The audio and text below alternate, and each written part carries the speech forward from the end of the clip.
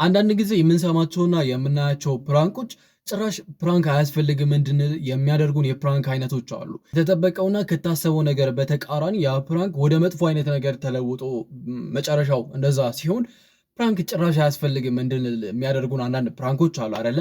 አስተውላችሁ ወይም ሰምታችሁ ልታውቁ ትችላላችሁ። ዛሬ የምነግራችሁ ነገር ልክ እንደዛ ፕራንክ ጭራሽ አያስፈልግም እንድትሉ የሚያደርጋችሁ ነገር ነው። ዛሬ የምነግራችሁ ዜና ማለት ነው። ይሄ የምነግራችሁ ነገር ፊልም አይደለም ወይም ደግሞ የሆነ መጽሐፍ ላይ ያለ ታሪክም አይደለም።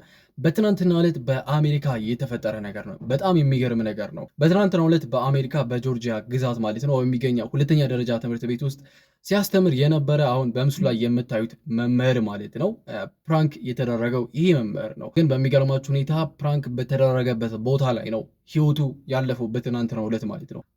እንዴት ነው ይሄ ነገር ሊፈጠር የቻለው? ምን እንደተፈጠረ በደንብ አድርጌ ልንገራችሁ። ይህ ሰውዬ በምስሉ ላይ አሁን የምታዩት በሁለተኛ ደረጃ አስተማሪ የነበረ መምህር ነው። ስሙ ደግሞ ጄሰን ሁጌዝ ይባላል። የ40 ዓመት ሰው ነው። ሁለተኛ ደረጃ ነው የሚያስተምረው እና ተማሪዎቹ እሱን ለማስደሰትና ለማስደነቅ በማሰብ ፕራንክ እንዳዘጋጁ ነው የተነገረው፣ እዛ ትምህርት ቤት አካባቢ ማለት ነው። ፕራንኩ በግልጽ ምን እንደሆነ ወይም ምን አይነት ፕራንክ እንደሆነ አልገባኝም። ግን ደግሞ ምን የሆነ ዛፋማ ቦታ የሄዱና ዛፎቹ ላይ ሶፍት ያንጠልጥላሉ ወደታች። ከዛ በኋላ ሰውየው እዛ ቦታ ሲደርስ እነሱ በመኪና ለማምለጥ ነው። እንደዚህ አይነት ነው ሀሳቡ የፕራንኩ ማለት ነው። እና ይህ ሰውዬ መምህሩ ማለት ነው ከቤት ወጥቶ ፕራንክ ወደ ተዘጋጀበት ቦታ ይሄዳል ማለት ነው። እዛ ቦታም በሚደርስበት ጊዜ ተማሪዎቹ በሁለት መኪና ነው ለማምለጥ የሞከሩት ማለት ነው ከሱ ማለት ነው። እና በዚህ ጊዜ መሬቱ በጣም ጭቃማ ስለሆነ አንሸራቶት እንደወደቀ ነው የተናገረው።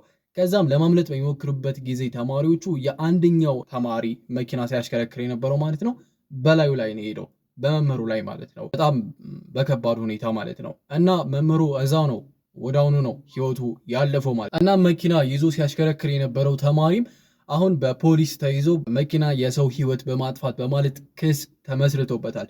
የሟቾች ቤተሰቦች ግን የሟቹ ቤተሰቦች ማለት ነው በተማሪው ላይ የተመሰረተው ክስ እንዲነሳ ጥሪ አቅርበዋል።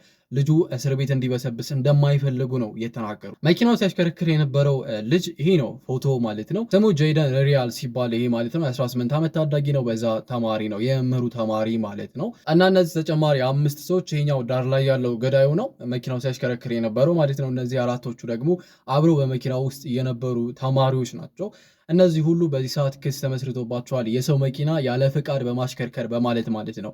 እና እናንተ ምን ታስባላችሁ? እንደዚህ አይነት ፕራንክ ስታዩ ጭራሽ ፕራንክ አያስፈልግም እንድንል ነው የሚያደርገን። አንዳንድ ደስ የሚል ነገሮች ሊኖሩት ይችላሉ፣ ግን ደግሞ ወደ መጥፎ ነገር ሲቀየር እንደዚህ በጣም የሚያስደነግጥና በጣም አሰቃቂ የሆኑ ነገሮች ስለሚፈጠሩ ማለት ነው። ያላችሁን ሀሳብ ስለዚህ ጉዳይ ስለ ፕራንክ ያላችሁን ሀሳብ ኮመንት ላይ ታሳውቁ ትችላላችሁ።